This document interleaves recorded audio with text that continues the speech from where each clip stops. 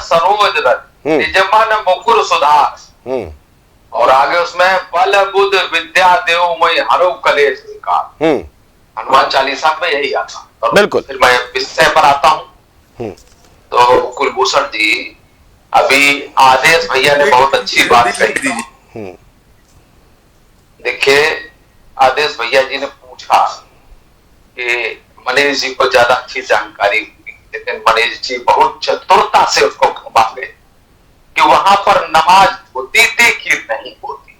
मुद्दा ये है, लाल बारादरी जो होता है ये कोई धार्मिक स्थल नहीं होता, और नियम पहले टूटा। ये सच है कि सार्वजनिक रूप से नमाज पढ़ी गई, जो कि कभी नहीं होता था वहां पर।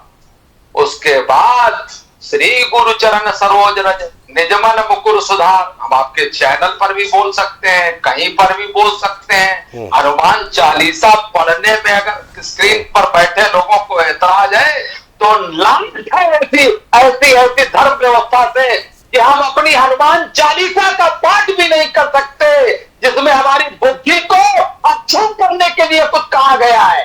ऐसे ऐसे व्यक्तियों को, ऐसे लोगों पर लांछ हो कि जो इसको बोलने, जिनके मन में विकार है, वो विकार को ही हारने वाली चीज है।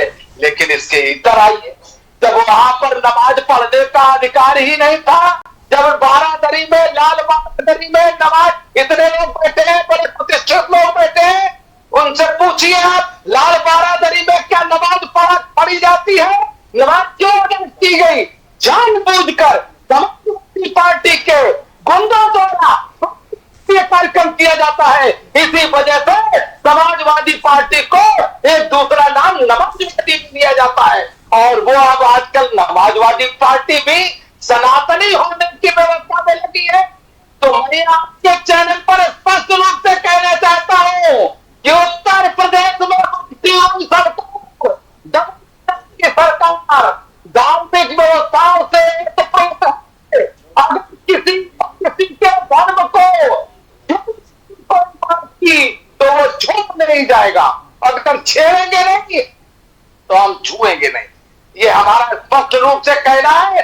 अब रही बात, उन्होंने कहा कि इनको जमानत, उनको जमानत, इनको क्यों नहीं जमानत दी गई, उनको क्यों नहीं जमानत दी गई। बार बार आप लोग एक दूसरे पर कीचड़ उछालने की बात करते हैं। अरे आप लोगों की कहां गई गंगा जमुनी तहजीब?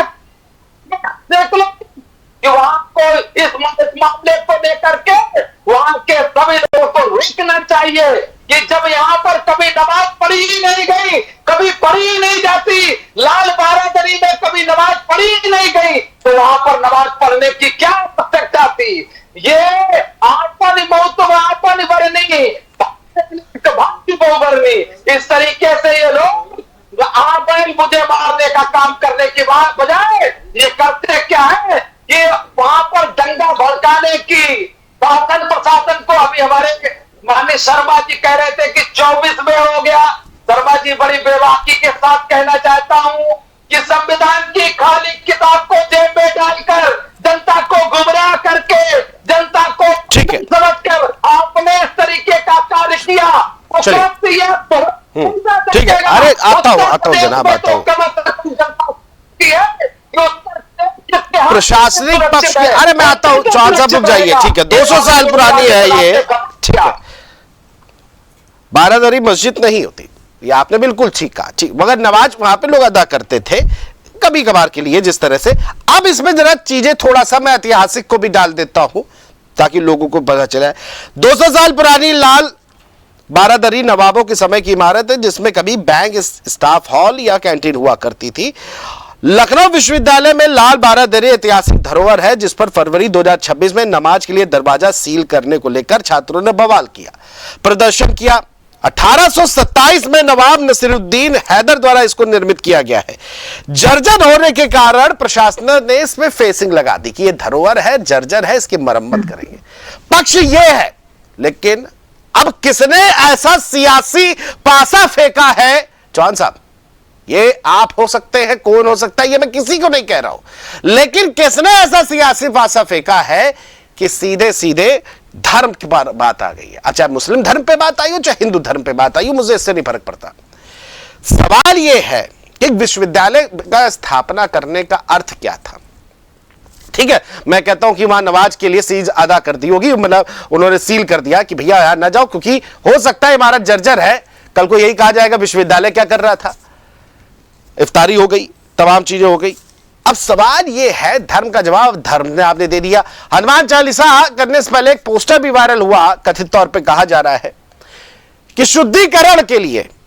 अब बड़ा प्रश्न उठता है कि ये किस विचारधारा के लोग हैं कि कौन सा शुद्धिकरण चलना है। अभी आपने श्लोक बड़ा अच्छा सुनाया हनुमान चालीसा का, और बहुत अच्छी बात है, बल बुद्धि विद्या देहु मोहि हरहु कलेश विकार। तो यही प्रश्न तो तमाम राजनेताओं के लिए भी मैं बोलना चाहता हूं कि बल बुद्धि विद्या उनको भी दे, और जो विकार प्रकट हो रहा है इस प्रदेश में, इसको हरे।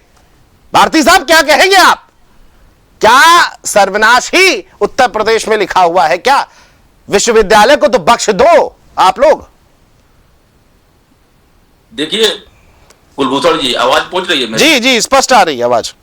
हाँ, तो केवल ये लखनऊ विश्वविद्यालय की ही बात नहीं है, देश में जितने भी केंद्रीय और राज्य विश्वविद्यालय हैं, हर विश्वविद्यालयों को भारतीय जनता पार्टी और संघ ने नफरत और राजनीति का अखाड़ा बना दिया है। मैं आपको बता दूं कि यूजीसी रेगुलेशन एक्ट 2026 का जो इक्विटी कमेटी बनाने के लिए जो आया था, उसमें जो भी सवर्ण छात्र थे उन्होंने एजिटेशन किया लखनऊ विश्वविद्यालय में, और बाकायदे सबको पता है, देश को पता है कि मोदी जी के प्रति कितना अभद्र टिप्पणी की गई, गालियां दी गई जाति को लेकर के।